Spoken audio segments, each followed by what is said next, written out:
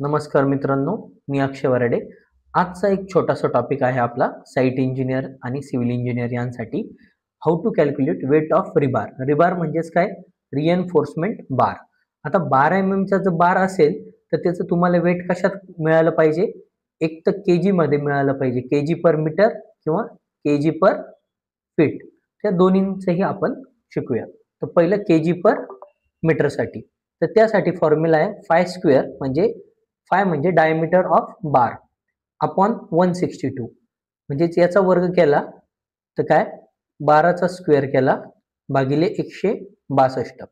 तर याचं उत्तर येतं 0.888. ओके, केजी पर मीटर. आणि जर सपोज तुम्हाला केजी पर फीट मध्ये विचारलं तर त्यासाठी फॉर्म्युला आहे फाय स्क्वेअर अपॉन 533.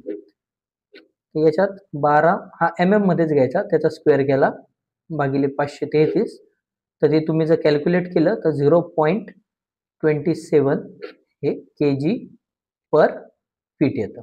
ओके, आणि तुमच्या माहितीसाठी एक व्हॅल्यू, 1 मीटर म्हणजेच 3.28 फूट पण असतं किंवा 3 फूट 3 इंच आणि 3 सूत पण असतं. आणि ही जी व्हॅल्यू आहे ही एक्झॅक्टली असते 3.2884.